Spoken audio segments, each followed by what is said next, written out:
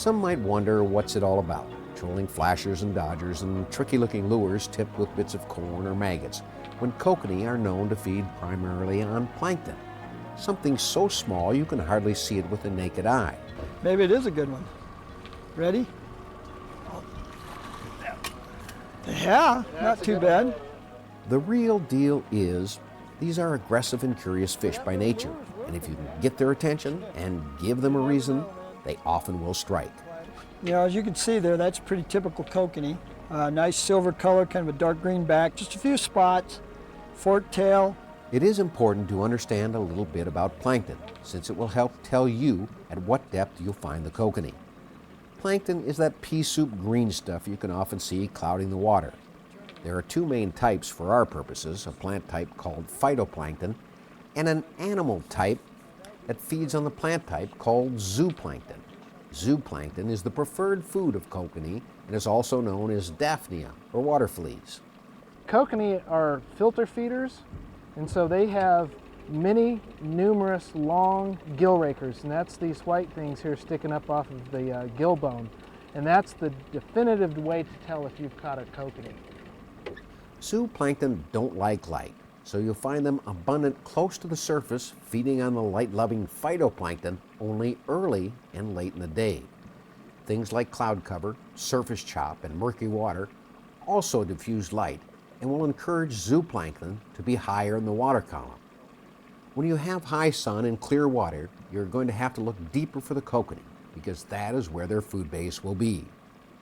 Okay, you know, the first thing you have to do when you get out on a lake that you haven't been out on in a while, or you've never fished at all, you want to find the fish, obviously, and the first thing I do is look at water temperature. All your electronics today will have a surface temperature on them, and so I'll look to see what we've got. Like today, you can see we're at 64 degrees on the surface. Remember, kokanee prefer around 50 to maybe 55 degree water.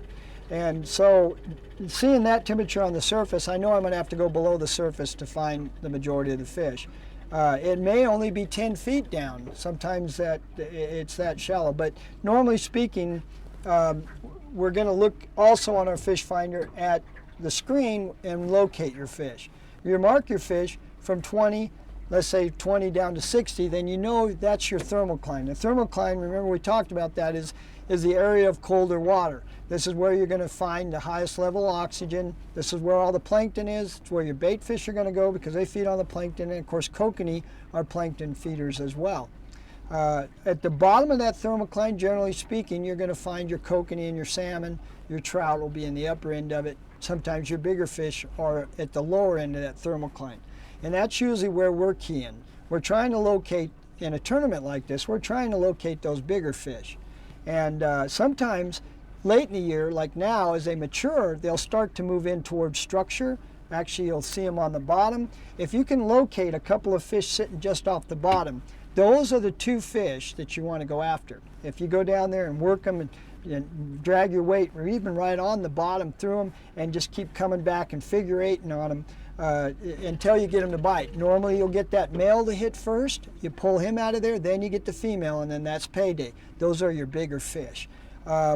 Now, also your electronics come into play on this. When you locate those fish or an area that's holding some bigger fish, you want to plot and mark those. You know, GPS is important for that reason. We can go back to that area again or weeks later even and find fish there again. Also, if we're today, we've got to turn around and go back to that spot where we hit our biggest fish. We can go back and do that as well. The other thing I like about GPS on your electronics is speed. All these baits that we fish today are going to work at a specific speed. They're designed for a certain speed, and you need to know that. Kokanee generally like a slower presentation than trout and bigger salmon. So we're generally running anywhere from 1.2 to about 1.5 is the normal. So we definitely want to use a lure that is going to work at those speeds when we're setting up. But anyway, once you locate them and you get a fish in that area, you're getting some quality fish, you want to stay in that area and work that area. Looking good. We want that one. Now see, I moved back in on that fish we marked. I went right over the top of that area. Maybe this is that fish. We were down near the bottom there. Kokanee are schooling fish, so when you find them, there will often be a bunch in the same place. They can be in shallow water early in the season because this water warms first and is a happy place for plankton. In the fall, they will return to shallow water, gravel bars, or creek mouths when they spawn. But in general, they are an open water schooling fish that will be in the main body of the reservoir or lake and at a depth with their preferred water temperature. Low 50-degree water temperatures are ideal for kokanee. They will move to warmer water to feed if they have to, but if they can find food around that 50-degree range, that is where they will be. Now, if you look here now, we're just now getting into some trout, or some, you've got Max down below, but if you look here now, see that fish? Moving down.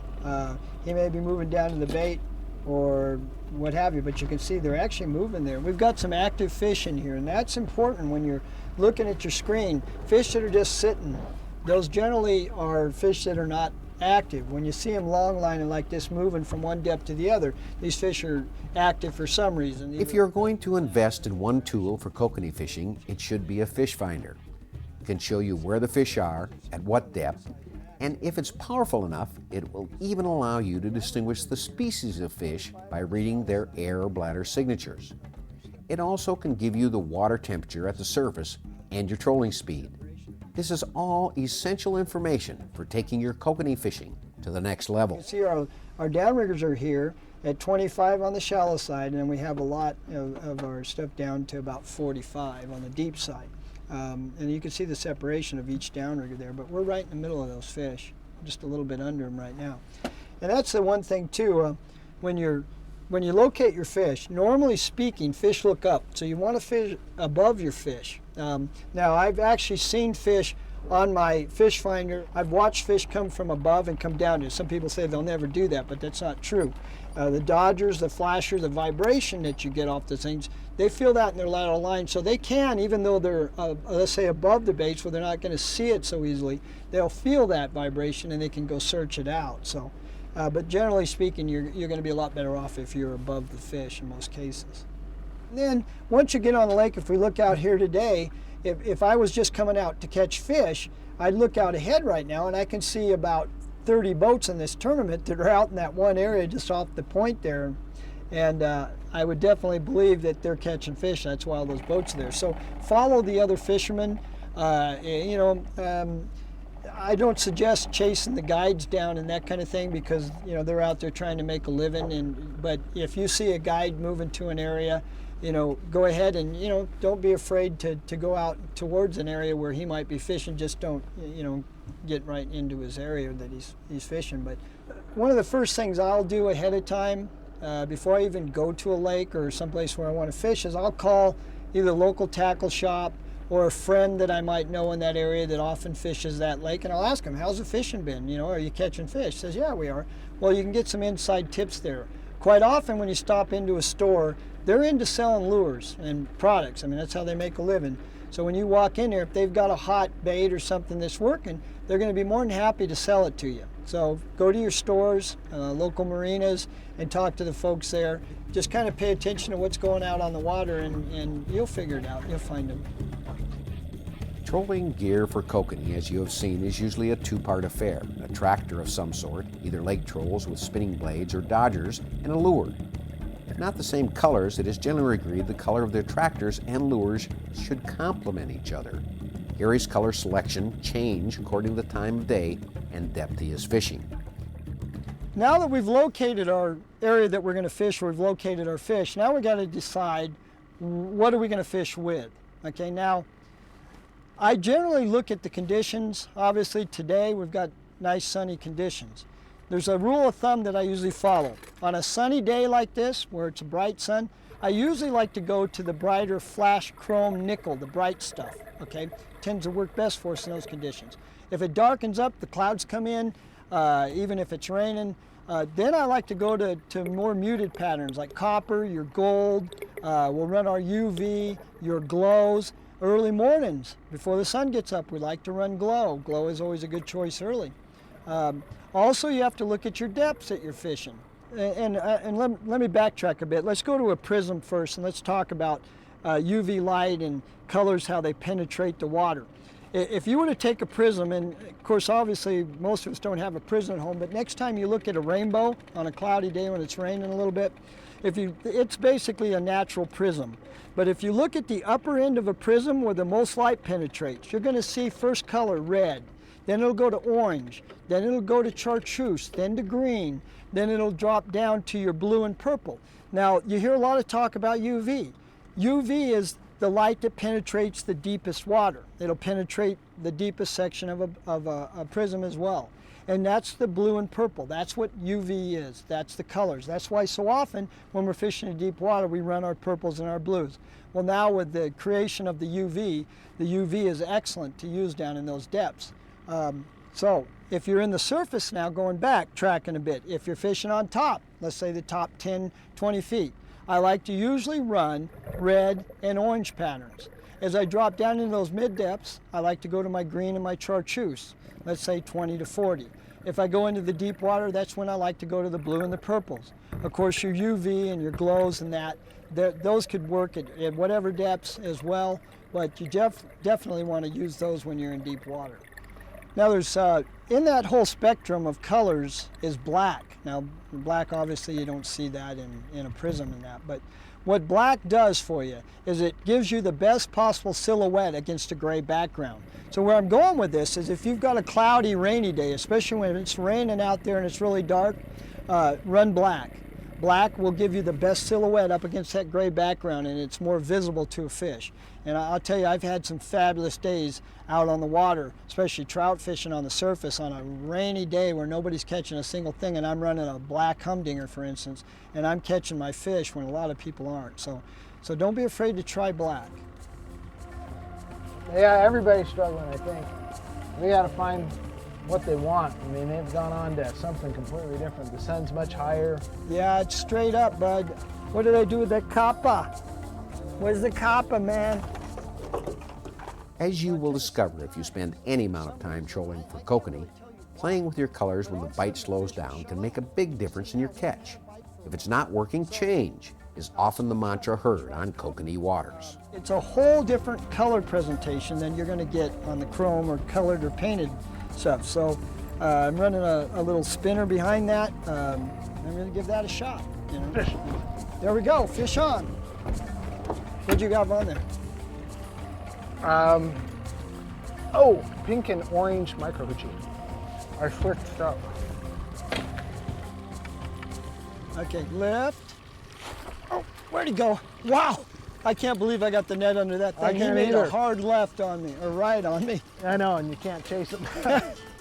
Yes, another one on that.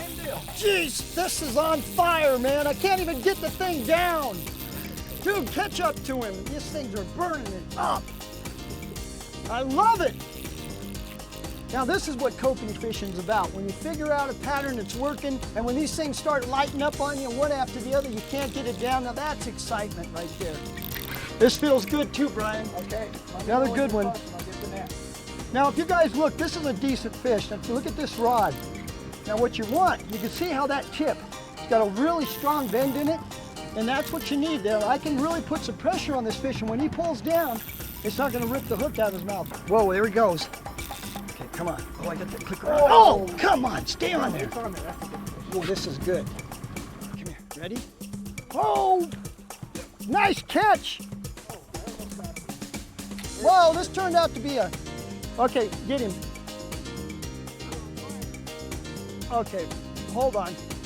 God, Brian. Hold on, let it go. He's hooked good. Grab this rod out of my way. Here we go. Okay, hold on. He's about ready. Ready? Lift. Woo! Man, that fish was hot. Good fish though, wow. Was that a circus?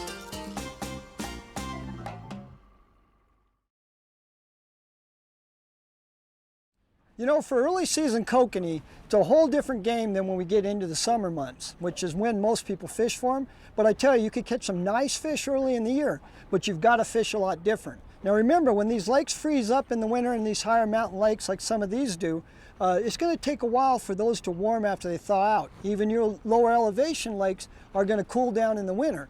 So what happens is those fish are going to be right up on the surface. So if we're going to go after kokanee in early season, there's two things you got to look for: warmer water and of course fish. Once you locate those areas which are normally in an area that's shallower, those will tend to warm up quicker, or the areas that thaw out the earliest, they get the most sunlight. Those are the places you want to go. Now once we get out there, we've got to fish on the surface, and we're going to talk about top lining techniques, which means we're going to be fishing the surface no deeper than maybe 15 feet on the deep side. Now some of those warm water areas are going to be inlets, bays, and also your shoreline where you have a shallow shoreline. Look for those spots. Now what we're looking for is 50-degree water. Quite often it's hard to find those temperatures. You might have to fish in those upper 40s. The thing there, if you're fishing in cold water, you need to slow down sometimes. So your techniques change a little bit there, slower speeds. Now if you do find the 50-degree water, you're fine. Kokanee tend to like that temperature well, and you'll do really well. Though Brian isn't involved in the actual putting out of the rods and running the downriggers, this is a two-person deal. Someone needs to be paying attention to traffic, the depth, trolling speeds, and marks on the graph if you're going to be really safe and effective. Done best, this is a team sport. Now when we're setting up a top lining technique, what we want to do is get behind the boat a further distance because we're fishing that shallow water. So when we approach our fish, the boat is going to have an impact on them. They're going to move out away from you. Some of the techniques we use with S-turns and things like this will help to alleviate that. But the key is we got to get behind the boat a greater distance. Normally we're talking about 200 feet on the surface, and we'll run our downriggers as well. We'll have one at 10 feet and one at 5, and we're going to run those at let's say 150 feet at 10 feet and 100 feet behind the boat on the 5 foot. Now you could run those both at the same distance at 150, but if you're working points, it's important to run that shallower downrigger at a shorter distance as you work in and out of the points to avoid snagging. The key is to make sure that you got the proper separation and your depth's close enough that when you make your turns, you don't overlap and end up with a bunch of tangles. And that's the biggest problem you have when you're top lining. Whenever we're top lining for kokanee, we're going to maybe use different rods and reels or different equipment than we will when we're fishing in deep water. One of the things I definitely believe in going to when we're top lining, because we're fishing 200 feet behind the boat, is a level line reel. The line counters are important on these level lines because it allows us to set our distances exactly where we want them. If we got to go 200 feet, we can use that easily here by letting the line out. It tells us we're at 200. If you don't have a line counter, it's important to at least keep track of how many times you let line out so you get the same distance on both sides of the boat. Remember, we got to avoid those tangles, and that can be a problem. The other thing you want to do when you're top lining is run a couple of baits or lures that are similar in action or depth when they drop. Okay. What I like to use is a stiffer rod as well. You can see here, because we're fishing 200 feet behind the boat, we need a stiffer rod, and I like graphite for top lining as well, because graphite will tend to set the hook better. It'll pull back quicker. It's a little stiffer, and we're going to apply that as important, okay? Now, when we go to let it out, it's just a matter of taking your lure and putting it in the water and set your line counter, make sure it's at the right setting of 0, and then just begin to let it out. Now normally I would have my corn, we're kokanee fishing, so I would have that scented up with corn and all the rest of that on there. Right now I'm just simply trying to show you the technique. Now obviously it takes a while. Now take your time as you let your line out. With the line counter, we're just simply going to go till we hit 200. If you don't have a line counter, then you want to kind of take and go 10 feet out, drop back slowly, do another 10 feet, drop back slowly, do this for 20 times and you'll have your 200-foot setback. Speed is important when we top line as well, depending on what we're fishing. Now, let's say today we have 50-degree water, which is a perfect temperature, so we can troll anywhere between, let's say, 1.2 to 2 miles an hour. Normally, though, we're going to run probably around 1.5 with this program. If it's real cold water, I may want to slow down to even 1 mile an hour. Just kind of depends. Now remember, when you fish in those slower speeds though, it's important to use a lure that'll work at that speed. Otherwise you're just going to struggle. Okay. Now once we get this top rod out, first thing we want to do, we'll go ahead and put these rods out. And I like to put them up in the air a bit. A reason I do that is because the line drifts back quite a ways before it'll actually touch the water. This is important if we're working points. Let's say we got fish holding on points. With the line up and it's about 75 feet behind the boat before it actually hits the water, when we go to turn in and out of around points, it will allow us to slide those lures in much closer to the shore. This is a technique I use quite often for trout up at my local lake, Shasta. When the shad move in on all the points, this system is real important there. But anyways, you can see we've got that one. Now we're going to go to the other side of the boat. Now, we've got that side out 200 feet. Now we're going to go ahead and we're going to set the same thing up here. Now, if you notice, I'm using a little different product here. I'm actually running some flashers. Something that's been around for years. I know even as a kid, I used to fish pop gear or big flashers. The reason we fish those is they would allow us to get our bait down without having to use weight or downriggers. The added weight of the blades would take you down there. Problem with that is all that drag was no fun. You never knew if you had a fish. I mean, we all remember, I think I got one on there. Well, maybe not, I don't know. You bring it in and the fish is like tired. Not much of a fight there. So what I like to do is go to a smaller type flashers. These are small willow leaf blades. They'll do the same thing as big flashers, but yet there's not as much drag. We're not worried too much about getting them down too deep because we're top lining today. There again, flashers in the, remember the old wedding ring, of course. Wedding ring is always a great lure when we're fishing kokanee, but some of the stuff that's come out in the, in the recent years has been the spinners with different blades, double bladed hooks, or double hooks I mean, and different blades, bead configurations. Sometimes these brighter painted blades can be a real benefit to you. As today we've got a little bit of cloud cover, and that color right there is always a good one then. This is also a good way to go when you're top lining. There again, let it out. We're using a stiff rod. Again, graphite rod, like that stiffer action, as we're top lining. Let it back, take your time, letting it out. Two ways to go. If you don't have a line counter, you can actually watch your reel track back and forth, and every time it goes back and forth is normally about 10 feet. The other thing you can do is let 10 feet out, slowly drop back with it, and then pull another 10 feet, then drop back again, and count that till you get 10 feet at a time. Obviously you need to go 20 times and you're back 200 feet. So, and that'll work as well. Okay, now that we've got both our rods set on our top lines, those are all ready to go. Now we can go to our downriggers and set those as well. Now, if you don't have downriggers, you could go ahead and add a keel weight,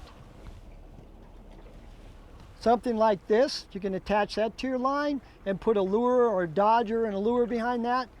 This will take it down. Just remember to run it the shorter distance. Or you could even run a diving crankbait behind your boat, which will take it down 5-7 feet or what have you when you let it out if you're fishing for trout and that.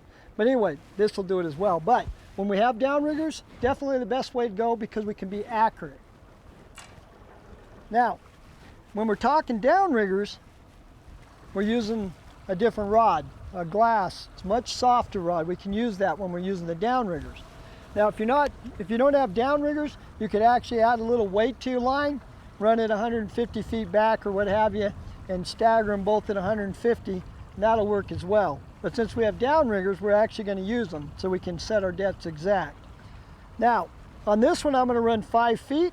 I'm going to go back 100 feet on that one, and then like I said, if we were out in the open water like we are here, we could go 150 on either side. But if we're working points, it's important on the point side, when you're working the points, to run a shorter distance from where you are on that shoreline with that downrigger. We got our release. Snap it into your release. Okay, this is a Scotty release. This is your typical pinch pad type release. Just squeeze it, that opens it up, put your line in. The depth you put it in your release, the deeper, the tighter it's going to hold, the further out, the lighter it is. For kokanee, we generally want it fairly light, but with what we're doing today, I'm going to put it right about in the middle. Now, I'm going to drop this one, like I said, down to 5 feet. Your downrigger, look at your line counter. I've got my top line up in the air going back. This one, of course, will go into the back behind that. It's going to run a little lower, and it's going to go straight down to your weight.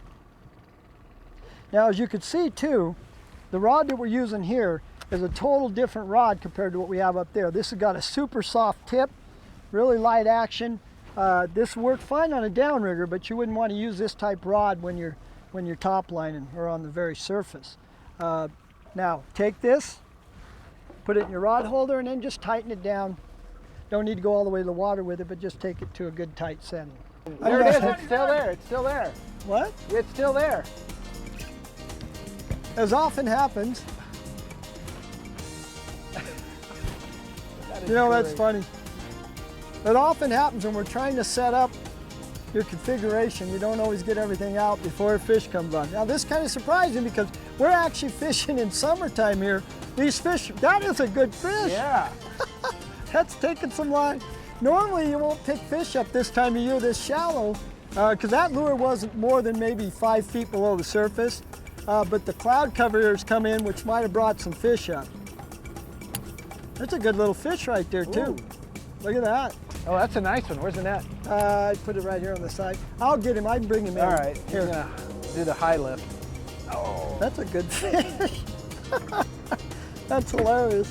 Ooh. You know, that's not a bad sized fish for this lake either. No, that's a nice buck. And you know, the amazing thing about that, see, we're sitting here trying to do a demo showing you how to fish with this stuff. We didn't put any corn or any scent on that lure whatsoever. And there's a fish. That is a kokanee. Yep. Nice, bright, shiny. Keep him. We'll put him in the bleed box.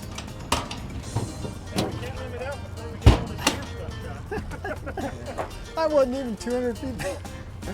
That's hilarious. Again, we're using that soft action rod for the downrigger.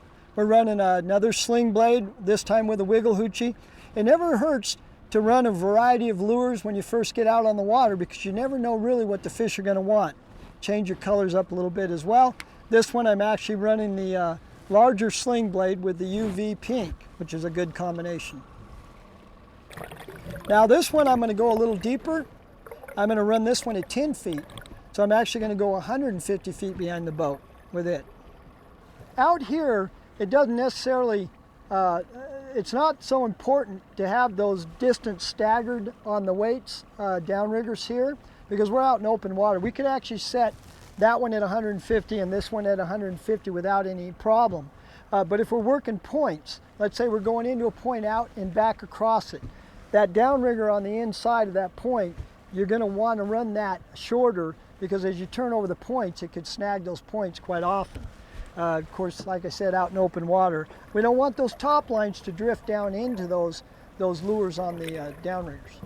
The same thing would apply if you run a lure with a weight on it or a diving crankbait behind the boat. You want to make sure you go shorter distances with those so that your surface lines will not tangle up with them. So now we got our line back, 150. Again, grab release. Now, this is a different release than what we were using on the other side. This is actually a Shasta Ultra release. It doesn't have pads. It actually has a plastic piece with a screw that you adjust to the diameter of your line. Now, what I really like about these releases is once we set those for our diameter of that line, it'll always be the same every time. So it takes the guesswork out of being in the pads, out of the pads. Now, once you let your line out, just make about a 3-inch loop. Take your thumb and your forefinger and roll your thumb, just kind of roll it, that twist it up. There's a little lip on the back here. Set it on that lip, take your thumb to hold it, that'll hold it in position. Then pull down into the slot. You can see the line's got to go into the top and then back into it. You hear it snap. I'll pull it out, you can actually hear that snap, okay? Now once you set that, you can see those twists are in there. That'll hold it in place. The other thing it does when a fish hits that, it closes it down to a pin and it comes right out. And it holds really well, and yet it releases a lot easier than most releases, and that's what I really like about the Ultra release. Now we're in, we've got it set good. We're gonna drop this down. Remember, we got a 2-foot leader on that 2-foot cable on that release, so I'm gonna go 12 feet to set it at 10. Now, there we are. Now, this is for two fishermen fishing with 2-rod stamps in the state of Oregon, where you can do that. California is the same. And we've got our 2 surface lines, straight up at an angle, lines tapering back to about 75 feet before it hits the water. We've got our 2 downrigger set, one at 5 and one at 10. Those are either going to be set at 150 or stagger them at 150 and 100 if you're working points. Now remember, early season, shallow water tactics, speed can be important depending on what your water temperature is. Remember, if the fish are in some cold water, below 50-degree water, you may need to fish relatively slow. If you're doing that, make sure you're using lures that work well at those speeds. If the water temperature is more into the 50s, then you can get away with fishing a little quicker speeds, and pretty much could fish anything at that point.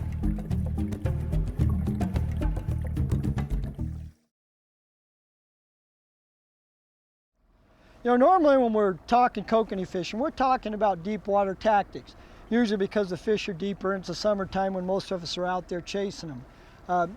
So when we're talking deep water, that could be anywhere from 30 feet on down to 150 feet. Just kind of depends on what you're going after and where you're fishing. Now, but normally in lakes like we have here in Central Oregon or even in Northern California, typically we're not going to get a lot deeper than, let's say, 60 feet. So what really dictates where we're fishing, though, is where your thermocline is. And what a thermocline is basically an area of colder water. As the surface heats, it pushes the cold water down.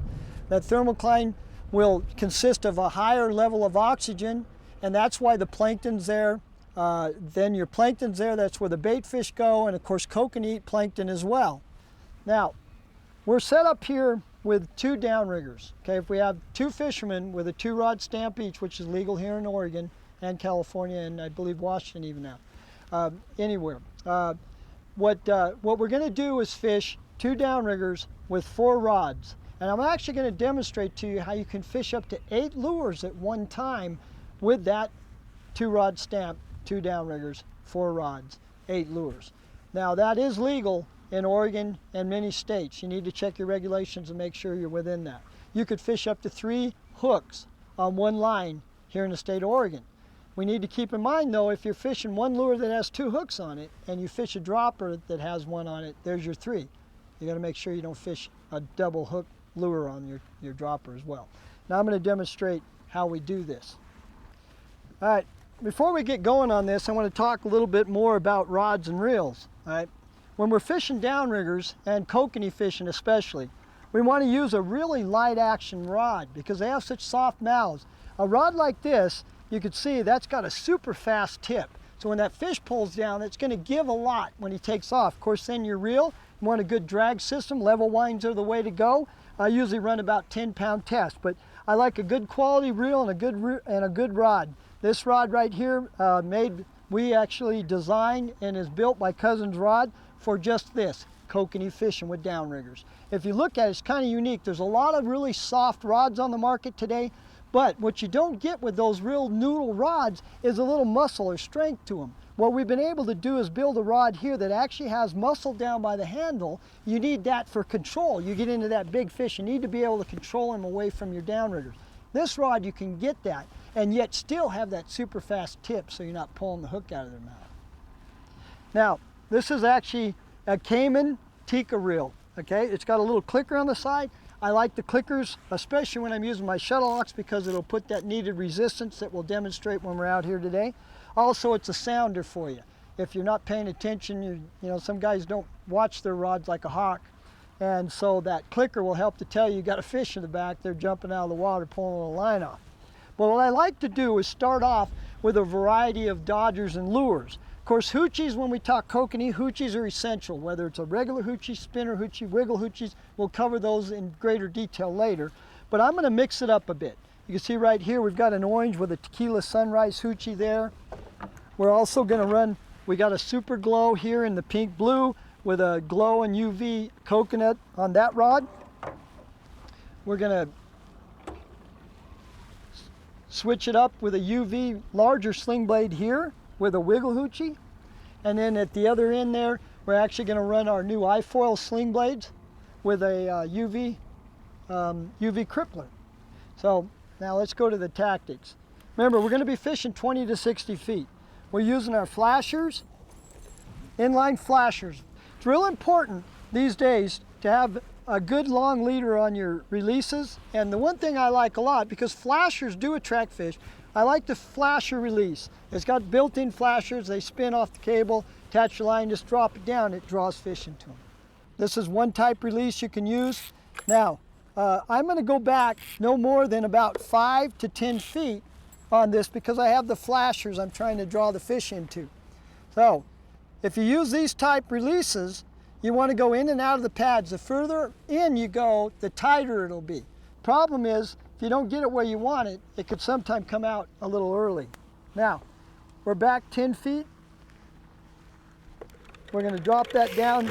Now, on the cable here, you'll see we've got a second stop. And there's our stop for the shuttle hawk. It's 10 feet above the bottom lure. Now we're going to go ahead and drop this down to 60 feet.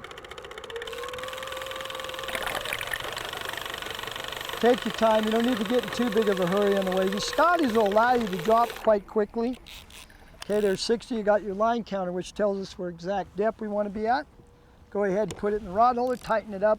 About to there's ideal. Now, the second rod. Again, we're using the glow sling blade on this one. Now, when I fish my second rod or my stackers, I like to go an additional 10 to 15 feet further back than I do the bottom one. The reason we do that is a lot of times the fish come in, look at the lures, they don't hit it, they move away, all of a sudden they see that other lure and they'll hit it. And this happens a lot. The shuttle hawk is a downrigger diving device. It actually has a weight in it and you release on the end. Now what this does, you slide it on your cable right here and then attach your line to release, and when you drop this in the water, the forward speed of the water against this on the cable makes it dive. When this thing releases, then the weight rolls to the back, now the angle's up and it'll return to the surface. So it'll allow us to leave the bottom rod down without having to bring it up. It's great for putting that second rod on as well as for testing different baits when you want to switch them in and out easily, you're still in play. Now, we're already set, 60 feet. We got our release adjusted to the diameter of the line. Take, make our loop, spin, attach to the release, slide the shuttle hawk onto the cable. Now, with a clicker, if you got a good clicker on your reel, you can actually just set your clicker. That'll keep enough tension to keep some resistance so it'll dive. If you don't have that, you can use your thumb and follow it down. Now, as soon as you drop that in the water, you can see that thing going down.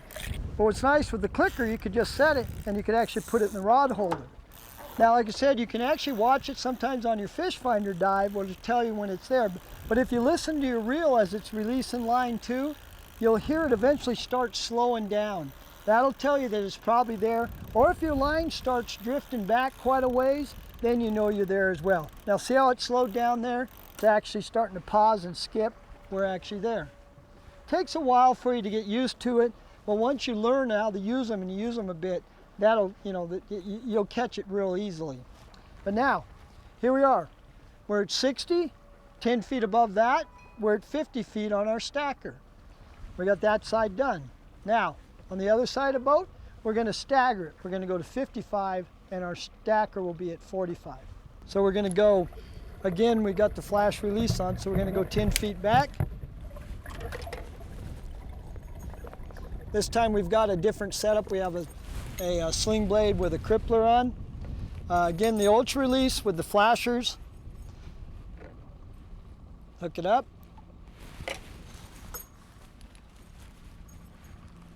You're gonna drop that down. Make sure you stop at 10 feet. This has got a black one on there. So we're good.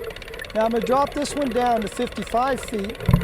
Remember, we want to stagger them. This will put them 5 feet apart.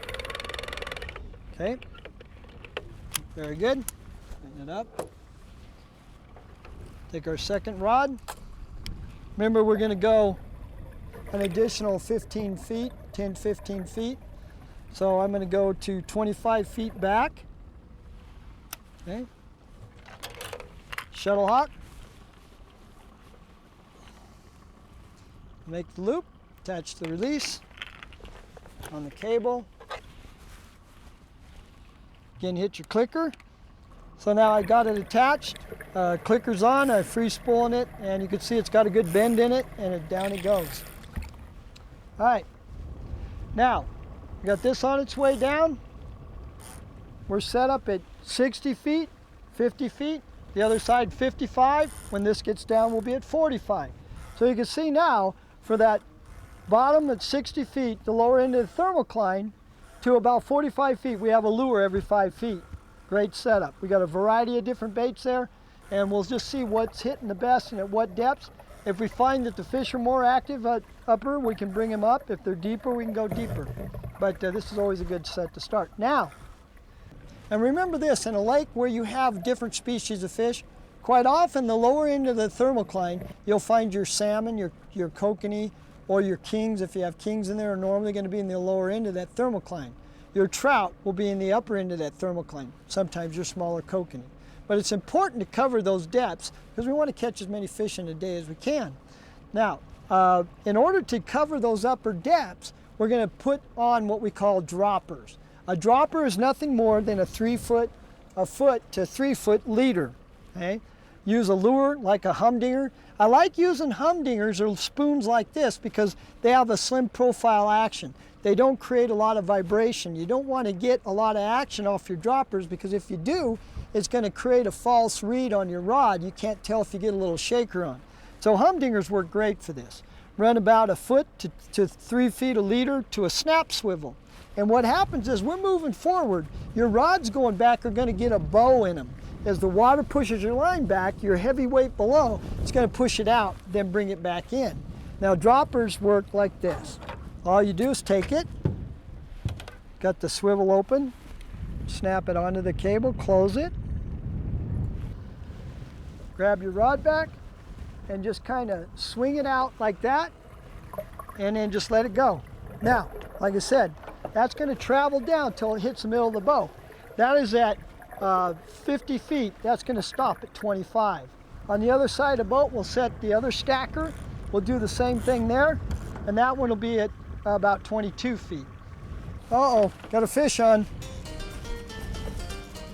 That didn't take long.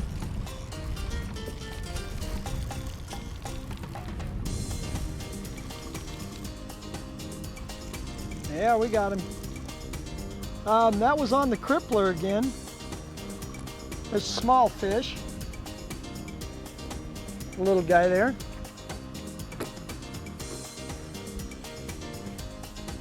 On a UV, and that's a little guy. Years ago, that was about the average size fish in this lake. It's really changed a lot. It's got the UV.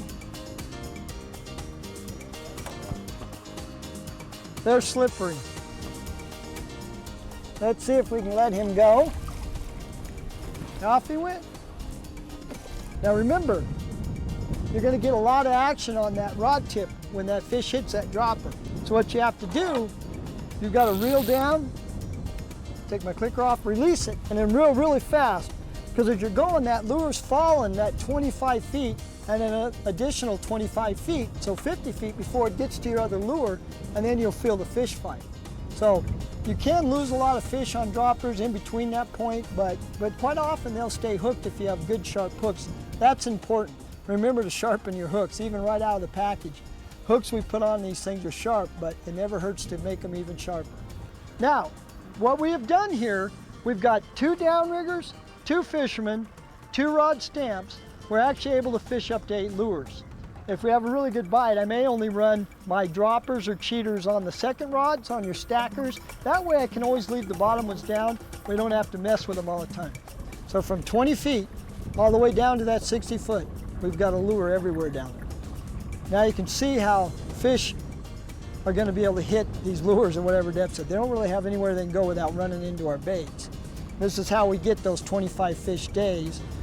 You know, in lakes like this where you can keep 25 fish per person, you can actually catch 50 fish using this technique. Right there we just caught a fish, which often happens. Oh, that rod feels good.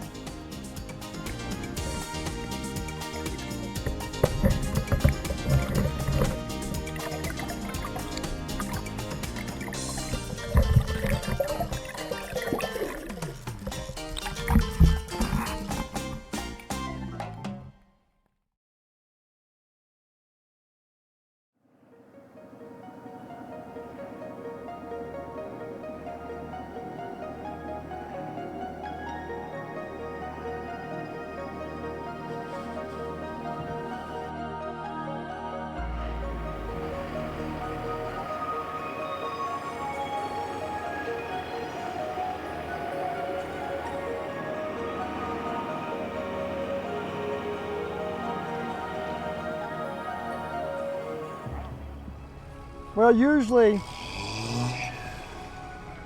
you want to get out early as you can. You know, sometimes we get out there where it's almost still dark, and you use glow products and things like that, like we did yesterday, and you can pick up fish early. But usually, my preferred time to get on the water is just about the time the sun's coming up.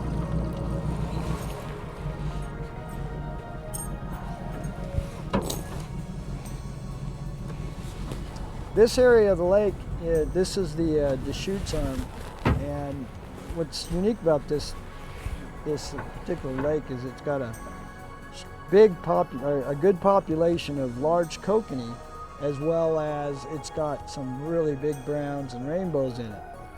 The ultimate pleasure today of fishing with John Klein. John Klein and I have been buddies for a long time, and he's been fishing our products for many years, and one of our top pro staffers. He was actually Angler of the Year. You know, we had the Kokanee Derby yesterday.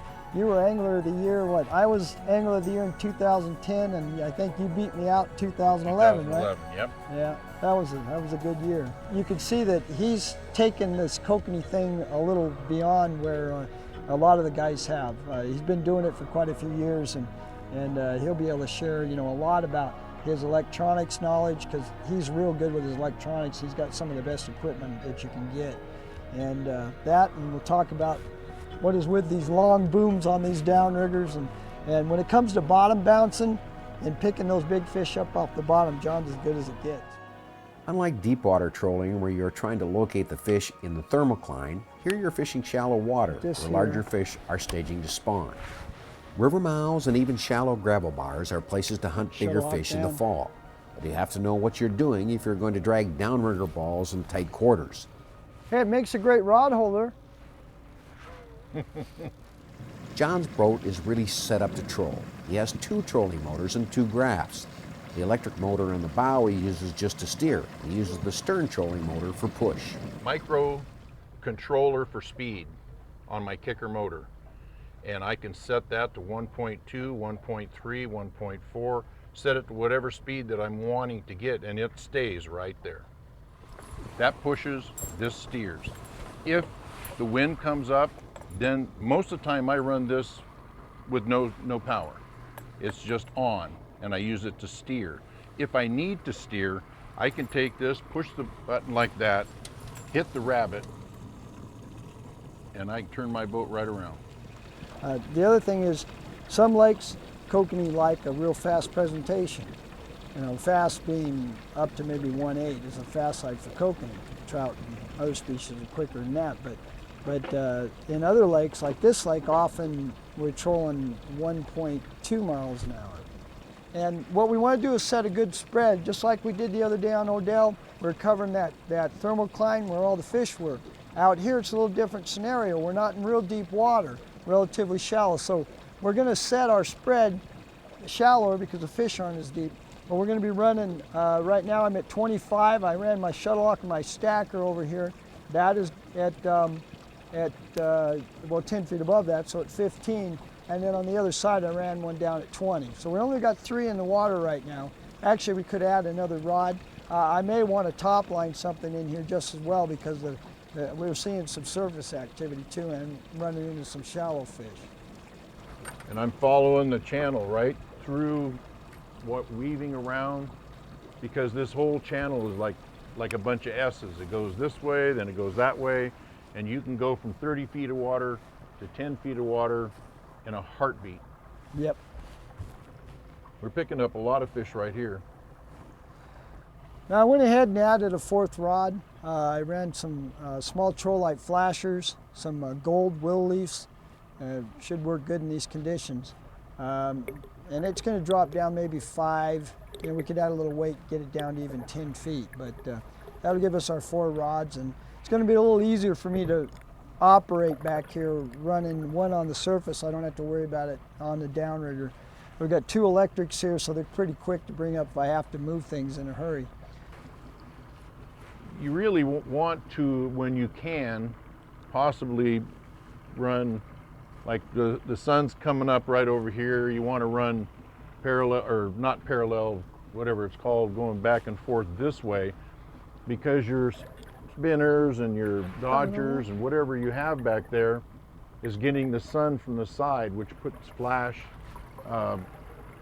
better than if you're running into the sun. Then the sun is hitting the top of your spinners, and you'll get more flash when you go crossways.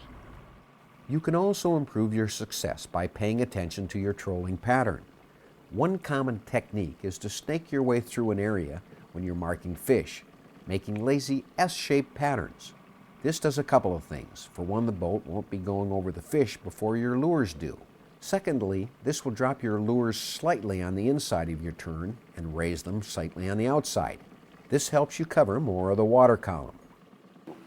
Okay, when you get a depth finder, and there's several different brands, this one happens to be a Lowrance. I'm running a split screen. I have my fish finder over here so I can see the fish and the depth, and then over here, and if you can see all those lines, that's all the lines that we've been going back and forth looking for fish. This will tell you what the depth is. It's got contours if you want to fish alongside of a drop-off, or if you want to fish over a tree. This will show you where all that stuff is. It gives you all the depths and the contours. And I run a split screen just so I can have both here. And then I also have a Furuno in the back, which will pick up the fish. Now, any fish finder you get, read the instructions, go through it, because there are things, I've had this fish finder for over 5 years. This fish finder will do things that I haven't even got to yet. It's got all kinds of things in it. You can change the color, you can change the shape of the fish, you can put in big fish, little fish. Learn whatever fish finder you get, learn it. That is basically your Bible. That's going to tell you what depth the fish are at, the structure you're going to fish at. It gives you all the information you need to go to the back of the boat and put your downrigger down to that depth that the fish are at. As the fish mature, certain colors tend to trigger their defense mechanisms. As they get towards the latter end of their life cycle, they start getting defensive because they're in that spawning mode, so to speak. And bright colored things that move around a lot are real annoying to a fish. I mean, it's similar, as the kokanee turned kind of a dark green and red, those colors tend to annoy them a bit because maybe it looks like another kokanee, or it's something getting around their nesting area and that. So I like to run lures like the crippler, spins, flutters a lot, real bright. Yeah, put it down there. If we make them angry, we will catch them.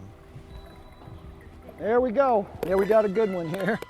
Okay, I was just off the bottom there, running that pink wiggle hoochie, and finally found one that wanted it. We were in about 27, so I was 3 feet off the bottom. This is a good fish. And I've got something shaking on the other side. Just hit a second one. Got another one going here. This makes it tough now. All right. Here we go. Let's see what we got. Now that other one got off, it looks like. Get away from there. Here we go. I picked up that other line on the way there. Oh, nice fish. Need the net here. Got me a hand there, John? Wow, what a beauty. Nice fish. Look at this thing. This is what Wickiup's about, man. Quality fish. Yep, got the other line, but that's okay. We'll get him in. They're feisty. And that's not even a big fish in here. Oh yeah, that definitely would have been big fish yesterday. We haven't talked about that. We went to the weigh-in yesterday. We ended up catching the biggest fish in the Derby yesterday.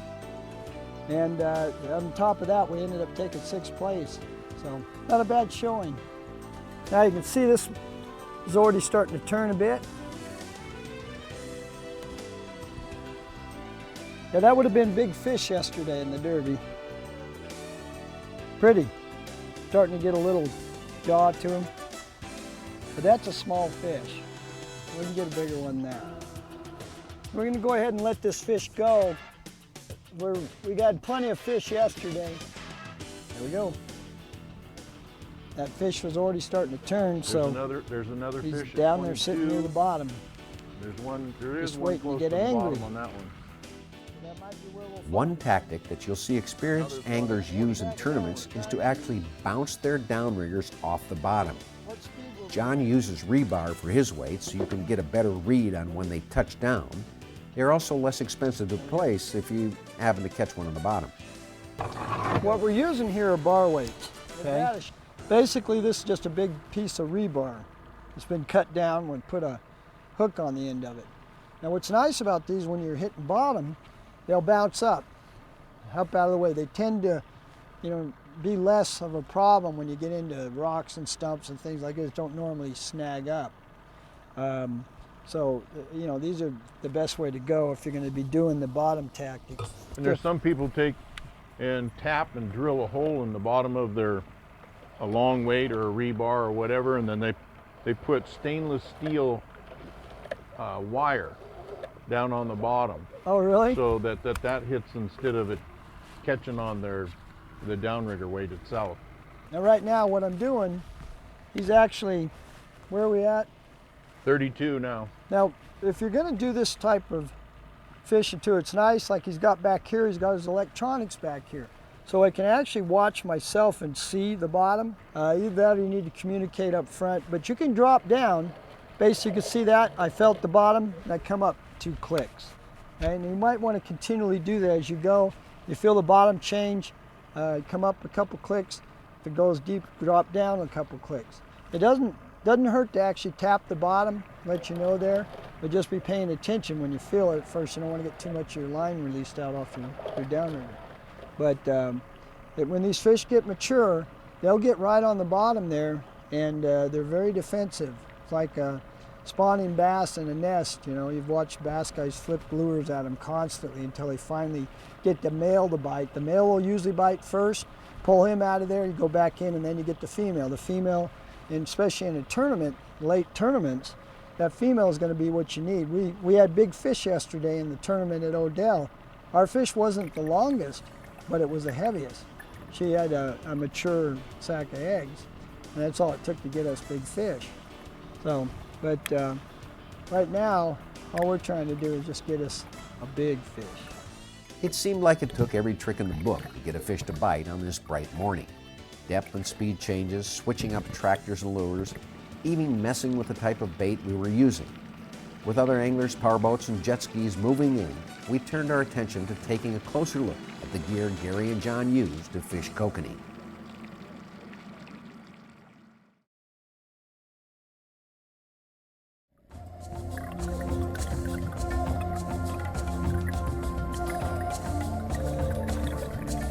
Traditionally, lake trolls have been the main attractors for kokanee anglers, a gang of spinning blades in silver, nickel, copper, or gold. They have and are still effective, but take away from the fight of the fish and limit your lure selection. Dodgers are becoming a more common attractor for kokanee because they don't impede your fight and make it much easier to quickly change a lure. Gary has been at the forefront of developing a variety of new styles and colors for Dodgers. In the recent years, I'd say in the last 10 years especially, the whole kokanee thing has really evolved. And today what we find that, not that flashers and that don't work today, they still do, but the old, feeling of a big bunch of flashers, you can't feel the fish fight. And it also, those flashers limited, really what lures or what products you could fish. And so with the involvement of the Dodgers, when these started applying for kokanee fishing, what it did for us is it allowed us to fish a much broader variety of lures. You could fish hoochies, squids, lures with no action at all. You put them behind them, and as they go through the water, they throw the action to that lure. Now, if you do that behind a pair of flashers, you're not going to get any action at all. This type design is cupped in the back, cupped in the front. They throw a really good action. Well, what happens is once you get over about 1.5, they'll generally start spinning on you. So back in the early 90s, I came out with my own design of a slim profile type Dodger. This is a sling blade. Sling blade, is a tapered dodger. It's cupped on one end and straight on the other. Now what this allows me to do is troll faster speeds. It also has less drag. Once you hook a fish, it quits dodging, becomes almost weightless. And they're fairly versatile in that if you do want to troll slow, like quite often kokanee, we talk about 1.2 miles an hour. Well, you can actually take these and actually put a little bit more bend to it. Doesn't take a lot, they don't bend easy, but just add a little bend to it, just enough to where it throws a little harder at those slower speeds. If you do speed up and you want to straighten it out, you can do that as well. But when you go to pick out dodgers, I recommend that you do have some conventional dodgers, because at times, if you want to troll down real slow, these are really going to throw you in action at those below a mile an hour speed up to about, like I said, 1.5. When you're getting ready to go out and buy some dodgers to start fishing, do you have to buy, everything out there? Obviously not. But what I recommend you do is you need something in UV. And when I'm talking UV, basically the UV. So as far as that goes, if you're going to buy just one dodger, one sling blade from us, I guarantee make it UV. And for me, probably 75% of my time, this is what I'm catching my fish on, is one of our UVs. And of course we have a whole variety of colors on that. Now, at other times, like actually today, the fish we caught on actually came on a copper. Sometimes the fish in the middle of the day, especially as it gets bright, for some reason they'll shut off. They don't want bright, okay? And so we go to copper, okay? You need to have something in copper, whether it's copper orange or the copper melon diamond like we have here. Get you, at least one copper dodger. As you saw the other morning when we went out, of course we were fishing glow, okay? In the morning, first thing, or in real deep water, glow is going to be a benefit. Okay, what this does, it charges it with the light. Of course, the sunlight will charge it as well. When you drop that down, it's going to glow iridescent green, or the painted colors are going to glow that color as well. So what it becomes, it's very visible. It's almost like putting a light down there. And I almost always start off the day with something in glow. So also on your painted blades, sometimes they want, like in these murky water conditions we have today, a chartreuse and green might be a good choice. Of course, pink glow, this time of year the fish will also get mature. Pink glow, yesterday we did really well, of course, on the red gold, or the orange gold. So you need something in a painted pattern. But there's about 4 or 5 different combinations you can play off that, and that's a good place to start. Now we get into the bait side of things. What are you going to rig behind it? And honestly, when it comes to kokanee, you can never go wrong with hoochies or squids. There's all kinds of colors and sizes today, but normally when we talk about fishing with kokanee hoochies, we're talking about fish in smaller sizes. Generally 1.5 to 2.5 inch on the large size. Most of what I fish with, I'm running usually the smaller 1.5 inch early on in the season. Later in the year, I might go up to a little larger. I don't usually go much over about 2 inches. Recently, micro hoochies have come out, really tiny little hoochies. And before that, I used a lot of the smaller coconuts. Sometimes when the fish want the slim profile, these smaller coconuts with the glow and UV flash, primarily we're going to be using are just a regular hoochie, and in that you're going to have your UV hoochies, then you have your bright painted hoochies, and then you have your glow hoochies. Okay? Any one of those could work at given time. The glow's early in the morning, like we said, and then go to your other patterns later. In deep water, use your UVs, and brighter colors. Of course, pink is always good. Now, beyond that, to get a different look and a different action, Apexes have been around for years. Apex, basically, it's always been a great kokanee lure. That's actually a pink one. They swim through the water, got a real erratic action. You can fish them at all kinds of speeds. But what we've come out with since then, because the squids and hoochies are so productive, basically we designed a bill. We have a clear bill here, and it actually inserts in. Of course, we got the double hooks with all the UV colored skirts. And now we've got an Apex action with a squid body, and similar to the Apex, but different in that the body is more fluid because it's a rubber, soft plastic. So it'll tend to have a different movement to it, but similar. You want to get yourself a decent selection of these, and And when it comes to colors, boy, I tell you, one day to the other, you'll never know what's going to work best for you, so you need to get a decent combination of them. But what I will recommend you do is remember the color chart. Depending on the depths, early on the year, your reds, your orange, then your chartreuse greens, then on down to your blues and purples. You need a little bit of that. Also some glows, you definitely want some UVs, and just, you know, get you a good bunch of colors. Now, if I had to pick out just one color combination, it would be pink. Okay? Kokanee like pink. And most often, it'll be the most productive color in your box. So that's one you need for sure. You know, when I was a kid, wedding rings. Came to Kokanee, wedding rings behind a set of cowbells was definitely the way to go. They've advanced some since the beginning. They now have their smile blades. Wedding rings, double hooks now too. They've really changed the product, you know, to suit the needs of the fishermen today. And wedding rings are still a great lure and will work well behind any dodger. And yeah, they'll do the trick. But beyond that now, there's a lot of different companies making spinners, and you know, they've come out now with the beads with the multicolored and the multicolored blades. This is Uncle Larry's. He makes a lot, as far as spinners go, he makes a lot of unique colored combinations. And then we have our Scorpion spinner, double hooks, glow bead centers. I've used those a lot with great success. Obviously your pink and your fire red are probably the first two I go to. They're all tied with, actually, we'd use 12-pound leader on them, primarily because you've got the double hooks back there, and when the fish rolls, this and that heavier leader will prevent them from breaking off that back hook. Also, what we find is that stiffer, heavier leader also helps to throw the spinner a little harder. Same thing with our coconuts and all the other lures that we make. We use a heavier leader. For that reason, it'll throw them around a little better. But anyway, spinners, great choice. You know, probably one of the most underused products out there as far as kokanee goes are the spoons. You know, spoons, when it comes to trout, everybody uses them. They're great. In fact, these are all good trout lures. I've used them for many years.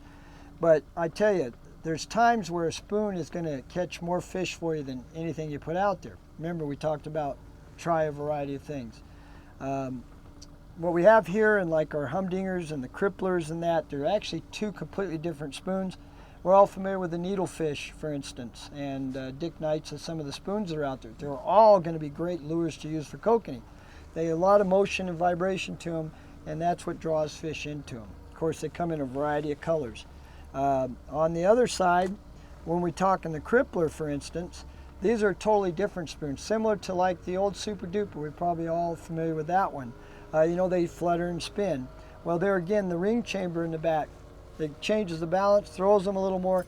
I've really had some great success with cripplers on kokanee, especially the larger kokanee. You know, get you a selection of spoons in a variety of colors. Never forget pink, and give them a shot. Now, when you fish spoons like hoochies, sometimes for kokanee, you want to fish them close. Remember, when you're fishing lures with no action, like the little coconut here, you want to go no more than 2 times the length of your dodger. Well, on spoons for trout, we may run them 3 or 4 feet back, but when we're using them for kokanee, there again, we often will fish them tight. Okay? Just kind of keep that in mind. You could go either way with a spoon. As far as bait goes, it's pretty much agreed that white shoe peg corn is number 1, followed by maggots and then mealworms. More recently, scents have become a must as well for serious anglers, and there you have a number of options as well. Now you can take your corn and put it into a little container. You can put your Procure anise. There's several different flavors you can get. Creel. Some people like to use shrimp early in the year, anchovies, and then later in the year, sardine, anchovy, whatever. You also have maggots. One of the most popular is Anise Plus. This is a super gel.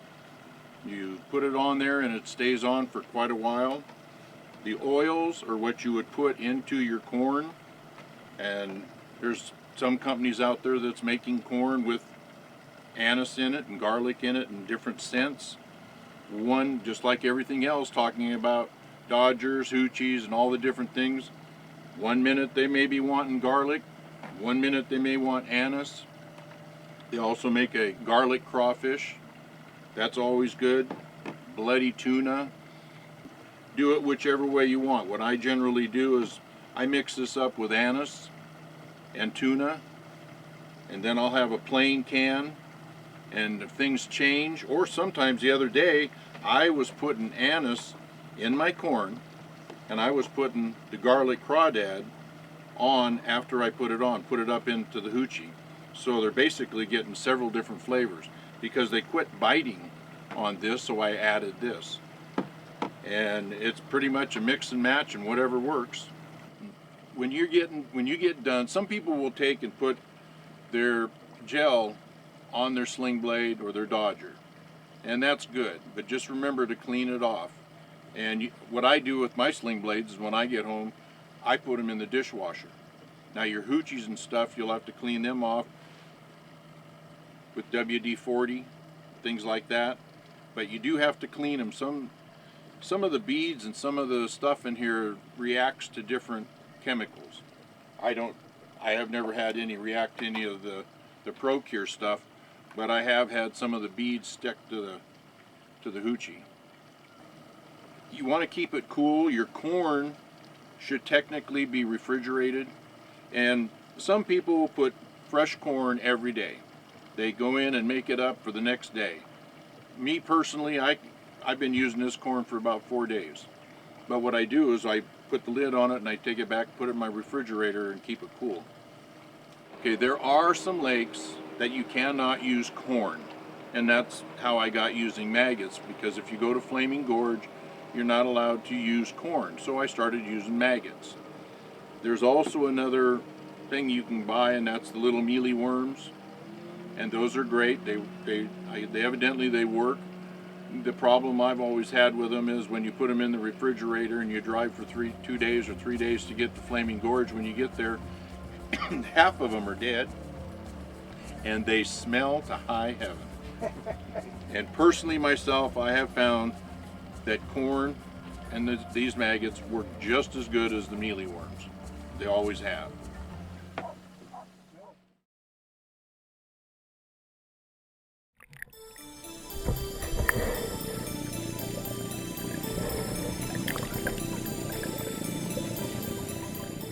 We wanted to provide the novice with some basic information on how to get started trolling for kokanee.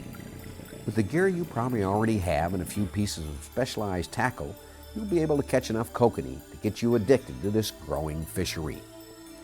John Hoyland, who shot B-camera on this video and is a pretty good hand at salmon and steelhead, he gives us a rundown of the basic gear he uses to start straight line trolling for kokanee. All right, so we've covered a few different aspects of kokanee fishing, but now we're going to talk a little bit about how you get started in kokanee fishing, maybe if you don't have all the appropriate tackle, where you go to start. And kokanee fishing, what it comes down to really is depth. If you can't get your presentation in front of the fish, all the rest of it doesn't really matter. So everything we do, we start with a line counter reel. If you don't have a downrigger, that's an essential. You can count sweeps, so you can count back and forth on the reel to get your depth, but that's the essential thing, is how deep are you fishing. We can run a traditional trolling rig. You probably have one of these in your tackle box or your garage that you've used for trout or walleye or something in the past. The way we've got this rigged here, we start out with our weight in the front, and we'll talk about using different weights to get the different depths in the water. We've rigged a snap swivel to the end of our line here, as well as the top of a snap swivel to the bottom here. This allows us to change this banana weight out without having to retie anything. So as we adjust our different weights for different depths, we can just simply snap another weight in there, throw it back out, and get right back to fishing. Then we come down into our traditional trolling rig. These come in a variety of sizes, shapes, and colors. Usually they involve a rudder to keep them lined up in the water, and they'll have a variety of blades in different colors.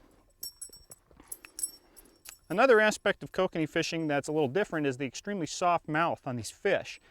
And when you've got a large rig like this and a lot of weight, even if you do everything perfect, the fish just pulling against you can use this resistance as leverage to yank a hook right out of his mouth. So in this kind of a rig, we use what's called a snubber. And all it is a piece of surgical tubing that's rigged up with a couple of ties on the end here. They come in a pack kind of like this. And beyond the snubber, we can run anything we want. We can run hoochies, we can run just a simple wedding ring, we can run wiggle hoochies, we can run, you know, any type of bait rig that you want.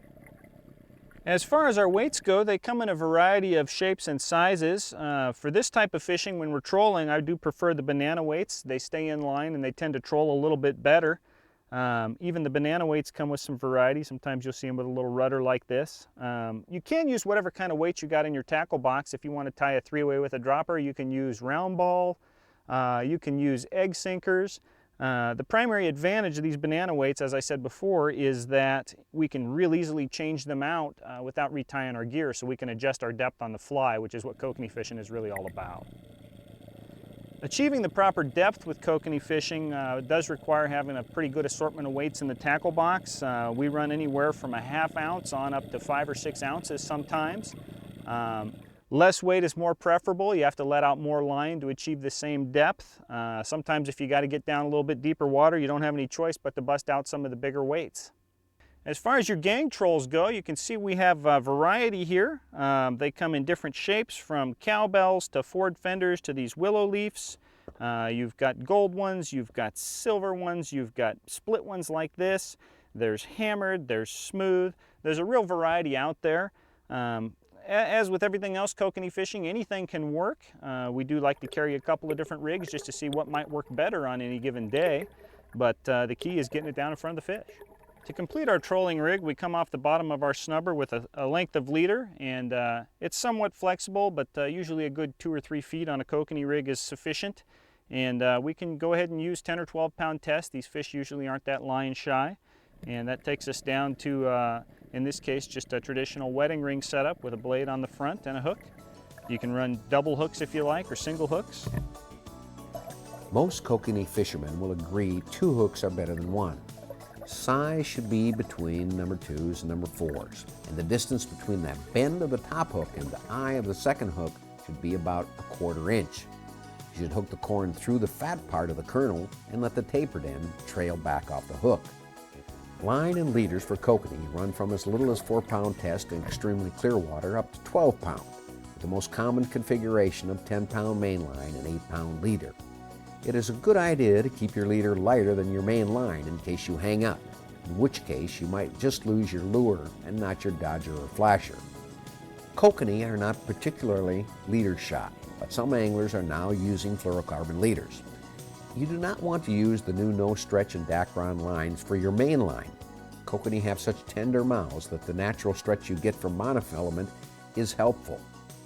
We've checked our fish finder and we're seeing fish consistently around the 40-foot mark. So in order to get to 40 feet, we're going to use a depth chart. And what the depth chart does, it's just a simple graph that has a variety of weights and line lengths that you let out to achieve a certain depth. And so we've got on about 3 ounces now, because we've got to get down quite a ways. And so we see with about 3 ounces of weight, we can get down to 39 at 90 feet or 42 at 100 feet. So we got to decide if we want to fish on top of the stack for the little bit smaller fish or underneath of the stack for the little bit bigger fish. So we've got our line counter reel. We're just going to release our reel and slowly let her on out. And we want to be just a little bit under, so I'd say we're going to go, maybe 95 feet. We want to let out nice and slow when you're letting out. That keeps your gear from tangling up. If you keep pulling up hoochies that have dodgers wrapped around them and things like that, usually it's because you're letting your line out too fast. If you've got a clicker on your reel, you can just engage that clicker, and usually that'll give you just a little bit of extra resistance that you need to slow it down. Or you can just thumb it out gently with your thumb on the reel. And here we're getting down to our target depth. We're coming up on 90. Let's go ahead and we'll let out 95. We'll lock that off and call it good. Put it in the rod holder and wait for a fish.